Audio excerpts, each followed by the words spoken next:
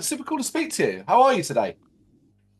Yeah, I'm good. Well, stressed, but good. We've had so for some context, I work a recording studio in London, and we've had some issues with flooding. So a lot of dealing with that. Oh, I'm sorry to hear that. That's unfortunate. Yeah, Yeah, flooding. it's a case of like dealing with insurers and ripping up manky carpet and all of this stuff the last couple of days. So it's been not quite how I was going to spend my week, but there we go. Whereabouts is the studio? King's Cross in sort of King's North London. Cross. Yeah, There we yeah. go. No worries. Well, thank you anyway then for taking the time to speak with me. Obviously, it's no secret you wear a ton of different hats. You've already mentioned one of them, the co-owner of Sensible Music Studios, right? That's its name, isn't it? Sensible That Music is, yep. Studios. Yep. Yep, it's Of not course, a you secret studio. musician, photographer, software engineer, you name it. You do a hell of a lot. Aside from what you just told me about the flooding, because obviously that has clearly dominated so much. What else is keeping you busy at this point? Well, trying to find work, I guess, Yep. which sounds ironic, but Sensible Music is kind of, we're bringing it back to life after a long period of, I guess, sort of negative revenue and profits and that kind of thing. So we're kind of bringing it back and reinvesting all of the money. So at the moment, I'm kind of trying to find freelance work because I've been working for this company for a while, and they had all their funding rescinded because they were being funded by USAID and the World Health Organization to, organizations famously now have basically no money. So, I'm kind of jumping around trying to head between session work. I've recorded some keyboards and Mellotron and stuff for someone's album recently. I've been doing some photography work for a couple of bands. I'm shooting this band at a festival in a couple of weeks in London. So, kind of jumping between all kinds of things at the moment. Wow, wow, wow, wow. What does an average day in the life of Grace Hayhurst sort of look like then? Chaos. Yeah. At the moment, it's kind of waking up in the morning, heading straight to the studio, getting as much stuff as I can done in the morning in terms of emails and admin with my laptop, doing some coding stuff, trying to get all this software stuff out the way. And then the afternoon at the moment, it's renovations, a lot of painting. Even before the flooding disaster, we've been working on renovating a room. So I've been repointing windows, and I've just put a layer of primer on all the melt casing for that, so that we've got this new studio ready to go, because the windows have been there since the 40s. So a bit of that.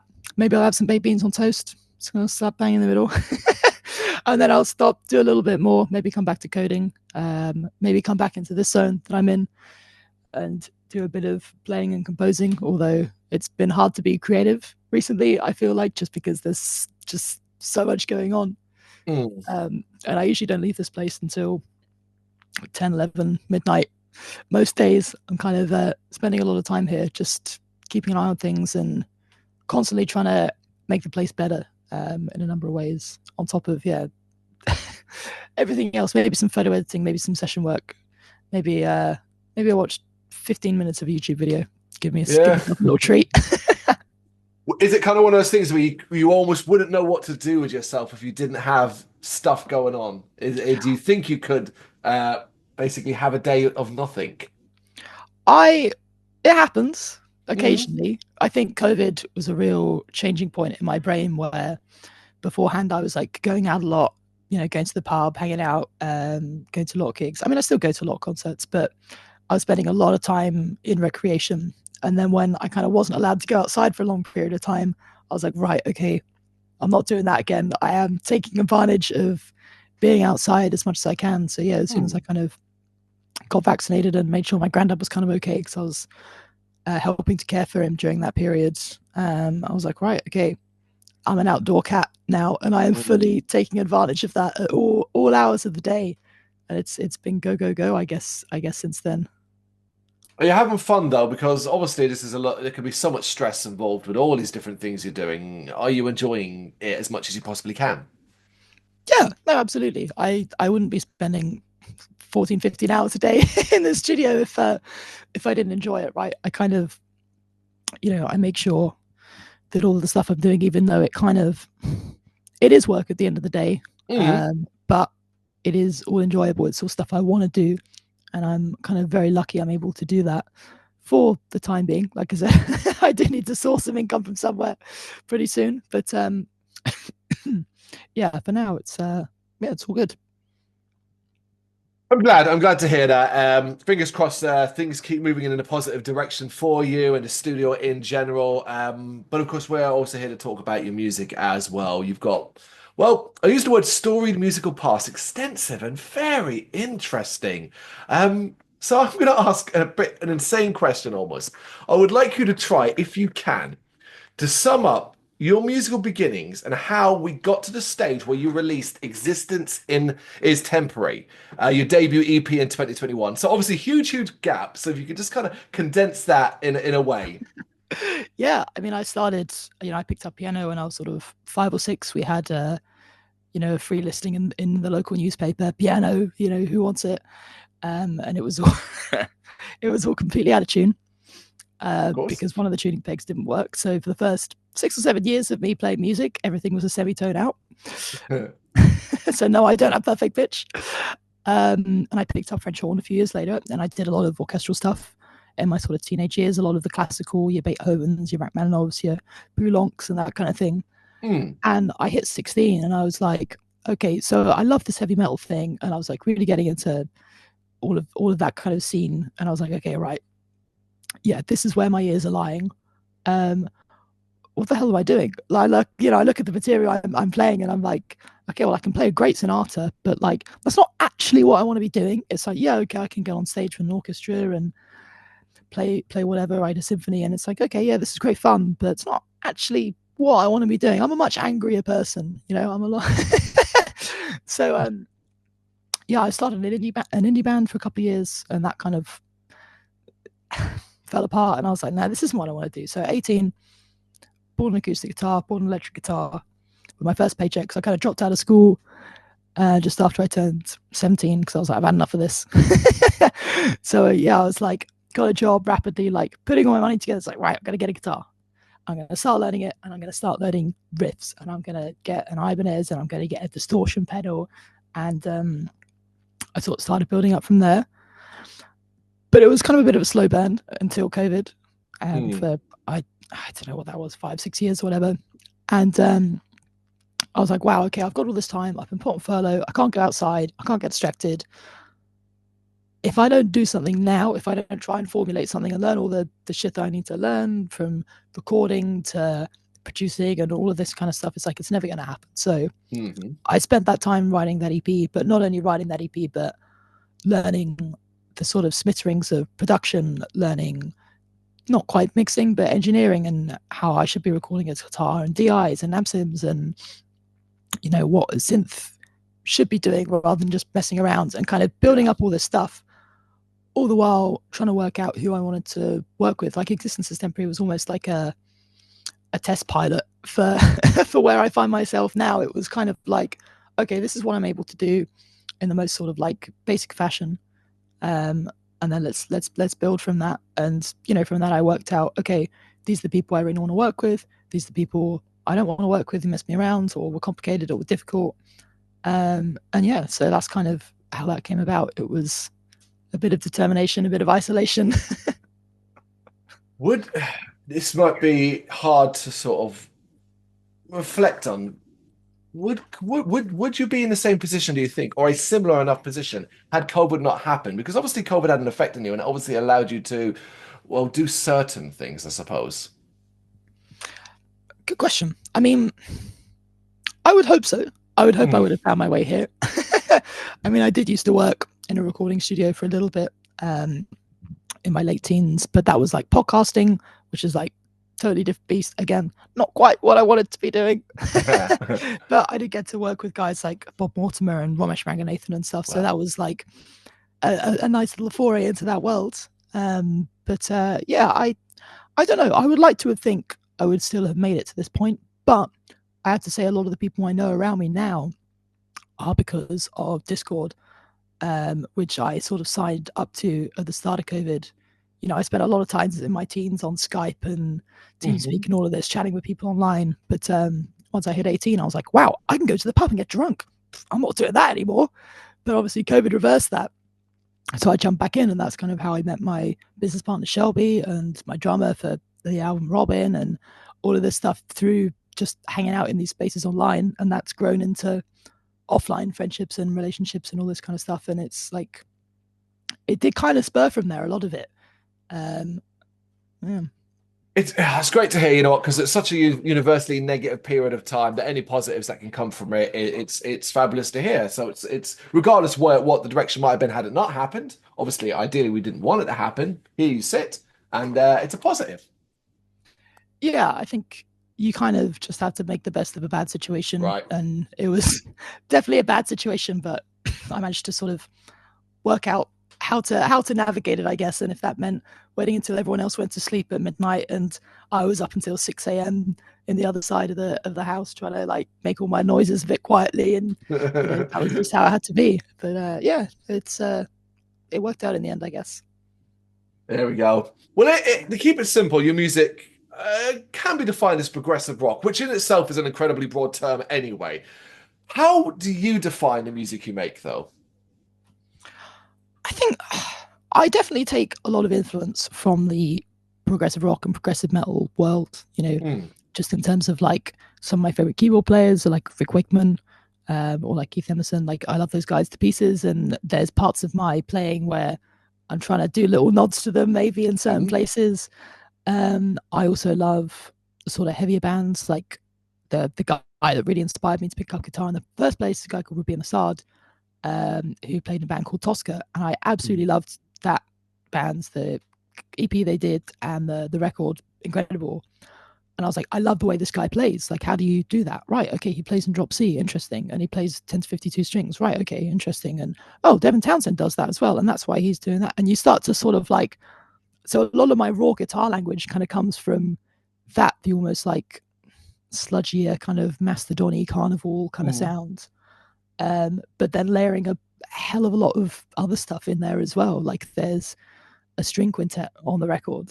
There is harp. I also played a bunch of French horn on it. There's acoustic piano.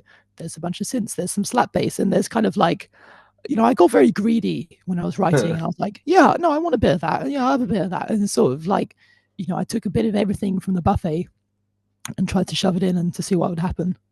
You're making the meal, right? So like, why not, right? Yeah, and I think as well, it's kind of, I don't know, maybe I felt like I had something to prove as well by doing a lot of this stuff myself. The only bits on the record that weren't recorded by me were the drums, the harp, and the strings. I was kind of determined, but well, even with those parts though, I was, I scored all the orchestral parts, and sat in a room with the harp player, and I was like, right, let's do it this way. And I was kind of directing everyone through that process, and I was like, no, I can do this all myself, and yeah, I don't need a band, and I don't need anyone else, and blah blah blah. It's a lot of work though. Yeah. Why did you have that mindset? What you said you felt like you might have had a point to prove. What do you mean by that? I think just to be like, yeah, I can do this. I can write music. I can write a record. I had some very supportive music teachers growing up. But I also had a couple that were kind of like, yeah, you're okay, but nothing will probably ever happen. And they'll kind of focus their attention on other kids in the class or whatever. And that kind of always grated a little bit in the back of my mind. I was like, yeah, well, screw you. Like, I'm going to see where I end up, right? And yeah, I was kind of making something for me as well, like a homage to various parts of my musical history, like not necessarily trying to make anything particularly commercially successful, or like, it's just kind of like, right, okay, I want to make sure I'm leaning towards all of these different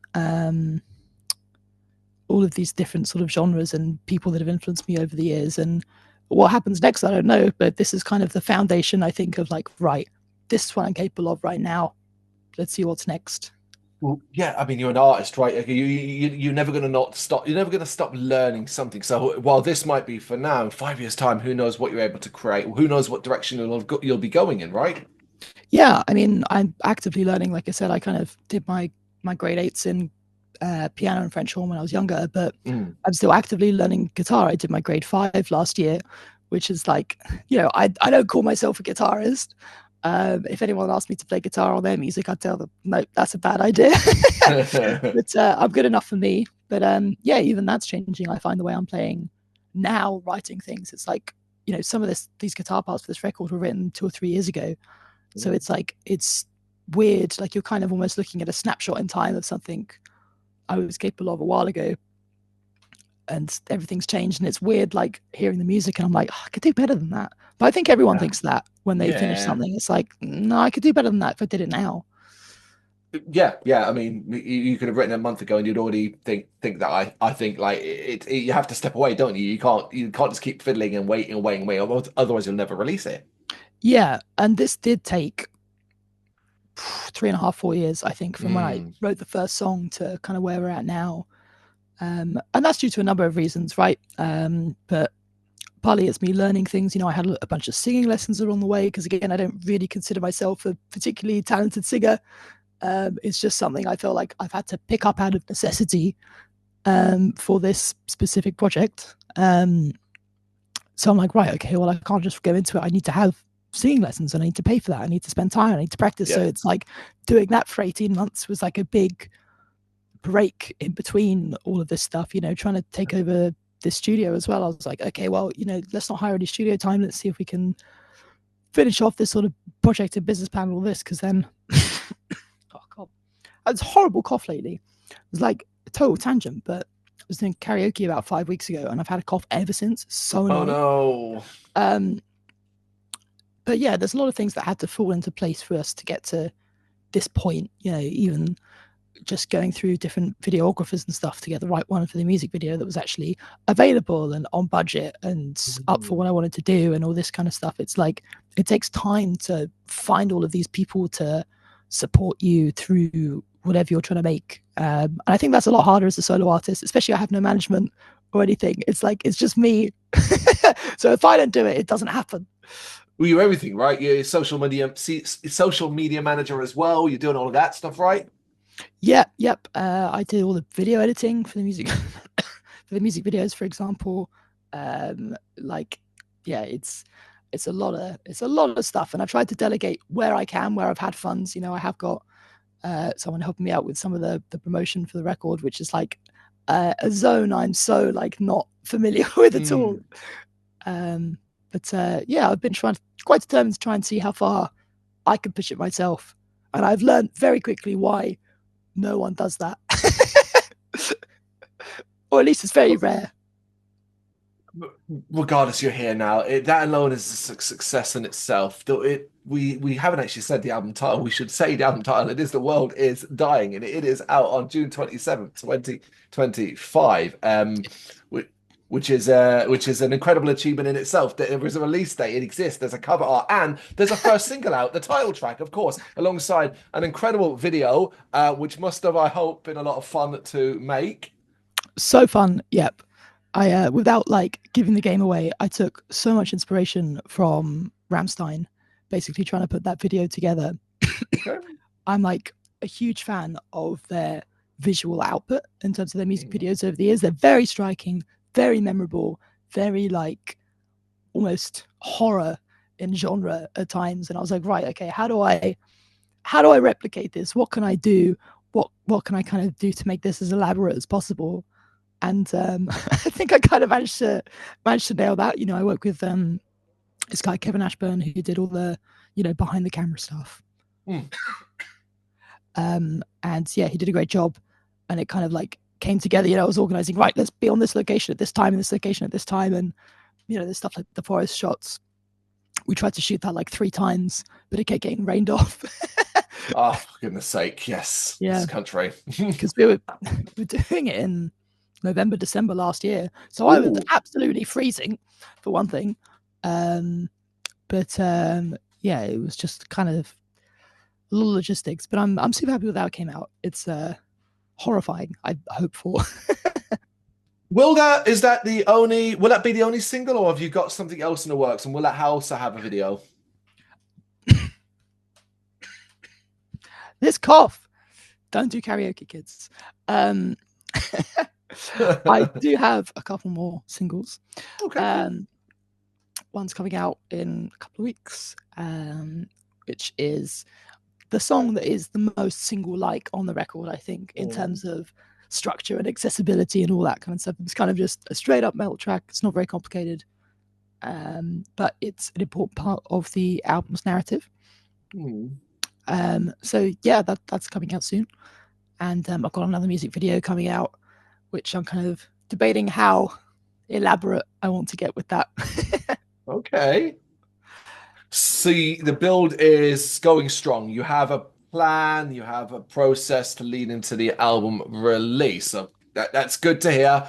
Because you gotta have a vision at this stage, right? Yeah. When you kind of go back to maybe, I guess, the earliest point of the album's creation, did you have a clear vision of what you wanted to do? I think so, quite early on. This will make more sense once the album's come out, but it was the last track on the record I actually wrote first and then worked backwards from there. Right. Which is kind of bizarre because that last track is very different to the rest of the record. But it kind of set the narrative tone in terms of like where I wanted the story to end up. Because it is a concept album, there is a bit of a splattering of a story and that kind of stuff through the lyrics and everything.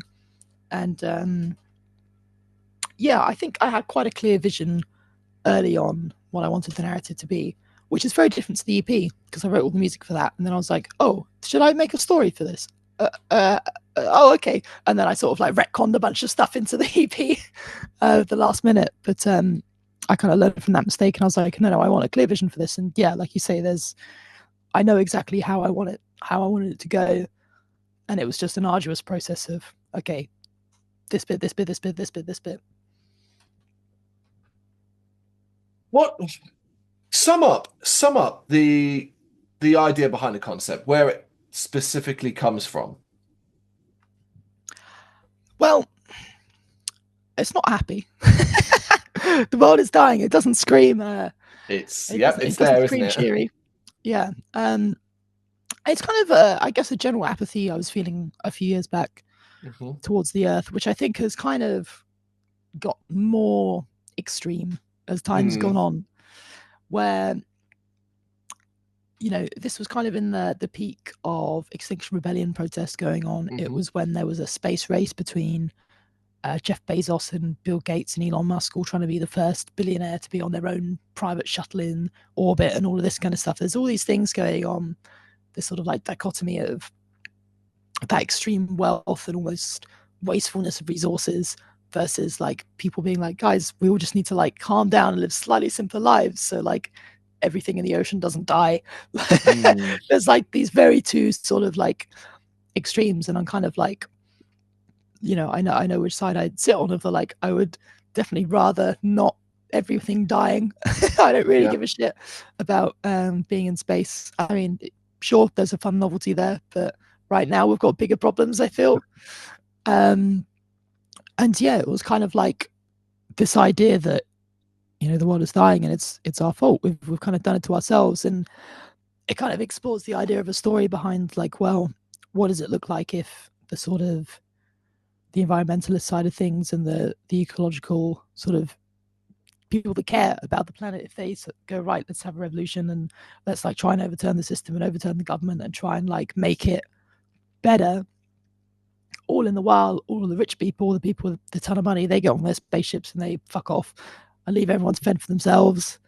And it's kind of like, I feel like we're too far gone. Maybe it's defeatist, but it's like there's such this dichotomy of what the people in power want to do and what the people maybe actually want, but they can't access that option because there's no nuance in politics at all these days. It's kind of like, well, you either get lumped with these 40 issues or these 40 issues, and it's one or the other, all over the planet, really. And this kind of, this idea of it's almost hopeless, whatever we do. It's like we're going to end up worse off for a bit, whether that's extinction, whether that's, we have fewer luxuries in our lives that we enjoy. It's like who knows? But it's not cheery. It's definitely not cheery. But it is honest and it is truthful and it is what you wanted to express. So who cares if it's cheery or not? If it's going to connect with people, and I think that's very, very more important than anything else. Yeah, and there's some sick keyboard solos in there as well, so you can't argue with that. Yeah, there is that as You know? well. It's still music you can you can move to, you can enjoy as well, whatever however you so do it. What do you think the album as a whole says about you, though, about Grace Hayhurst? That I'm very cynical. Yeah. I think that's that's probably a good way to sum it up. I'm definitely quite a cynical person. I don't know. I think in terms of like musically, it's what I'm trying to say. Compositionally, it's kind of just a start to something. You know, it's kind of what is my sound? Like that sounds again a bit pretentious to say, but it's like I don't really know what a Grace Hayhurst album sounds like. This is the first one. So yeah, it's kind of a bit about finding that and a bit about being like, right, okay, oh, this is kind of what she's doing. Okay, but let's see where this goes. You know, it's kind of an introduction into the violent music that goes on inside my brain. And yeah, I guess some of my vague narratives and storytelling sort of bundled in with it. I think there's no better way to sell it than that. Look inside your head and let's see what we hear here. This is a starting point as well. It's going to be very exciting to see what comes next. And we want it to be successful, of course, but success is measured in, well, varying ways. You will have your own measure of success, right? Which is what I kind of want to look at. How do you measure success, and what would success for this record potentially look like to you? It being released. There we go. Yeah, hell yeah. I'll take that as a win. Yeah. I mean, are you kidding me? Yeah, I mean, this day as well, when you're a solo artist, I mean, that is a win. You're absolutely right. Yeah, no, I mean, just getting to that point, I am so thankful for for all these years of work. But I mean, hopefully the next thing will be faster. But yeah, but also, you know, I really want to take things live. You know, I've done a few live shows before, but again, I'm just one person. So I currently don't have anything planned at the moment, which is a real shame. But the thought is there. It's not like it's a complete never happen. It's just maybe. Yeah, no, it'll happen. You know, I've done live shows in the past. I have a live band. We've even played a couple of songs from this album live before. It's just like an organization thing. It's like once I've kind of got everything out the way of the album, that's kind of the next thing I want to look at. And it's yeah, I think there's some success to be seen in just seeing how people react positively or negatively. Just sort of seeing people take an interest and engage with it in some way, whether that's buying an album or listening to it or seeing it at a show and going, oh yeah, that wasn't completely awful. You know, I'll take that.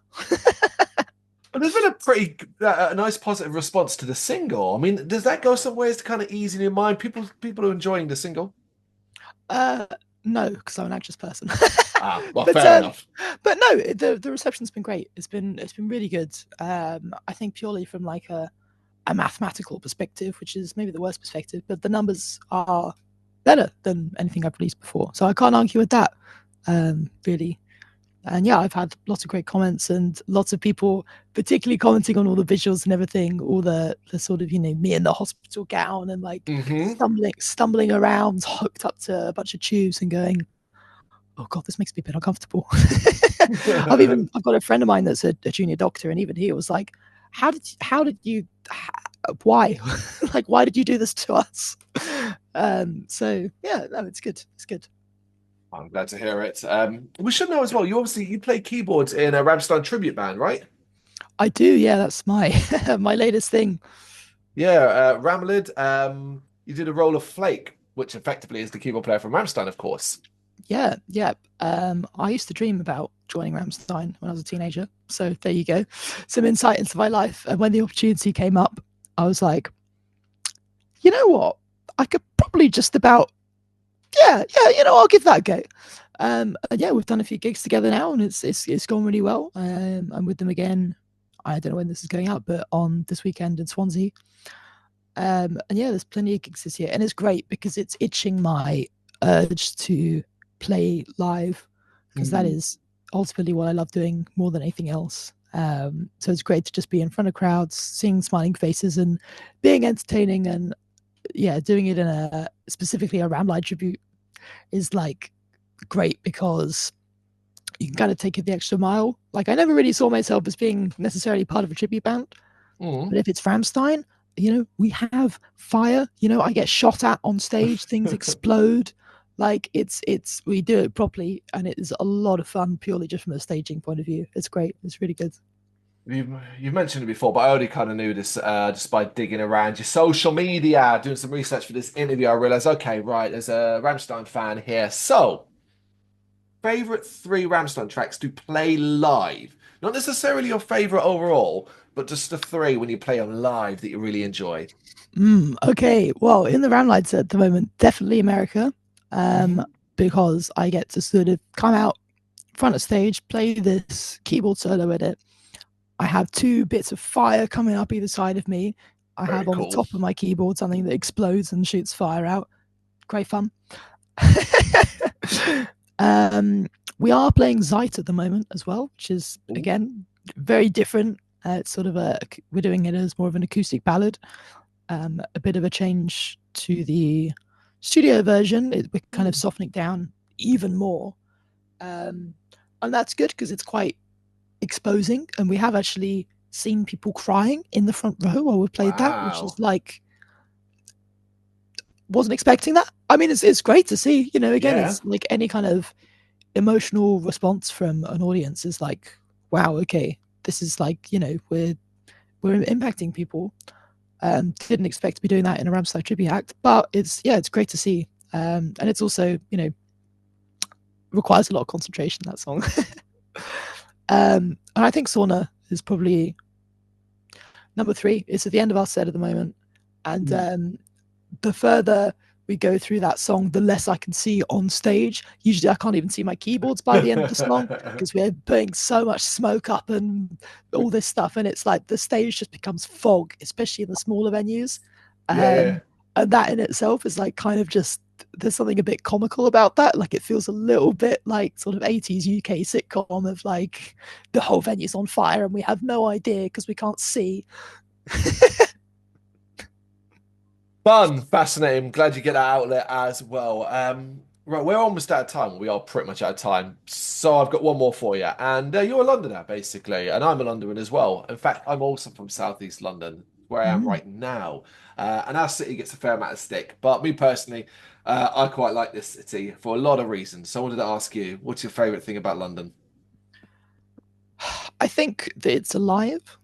I've been to other places and lived in other places, and you can kind of go anywhere and there's just so many people, and there's so many people living very different lives and different sort of like genres of life. You know, there's people that do their 9 to 5 and never leave their house. There's people that are raving all the time. There's you know, people that are retired. There's heavy metal going on all the time. You know, I'm always in Camden, like go to gigs and stuff. There's great, you know, meetup groups of people. I'm, you know, got close ties with the London Prog Gigs group and a lot of the people that go to those. It's like a whole community of music I love.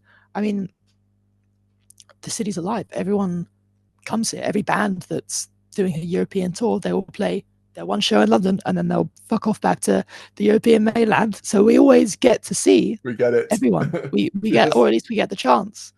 And it's, yeah, there's no end of things to do here. And I think particularly musically, it's fantastic. You know, there's such a great musical heritage in the recording scene, in the performance scene. You know, I mean, Wembley Arena, wow, you know, even little places like the Garage and the Old Blue Last and all these little tiny venues that do, you know, as much to support the scene as the bigger venues do. I mean, the windmill scene that's been kicking off recently, like I love Black Midi and Geordie Greep and everything that's sort of come out of that area. And it's like, that just came out of nothing a couple of years ago.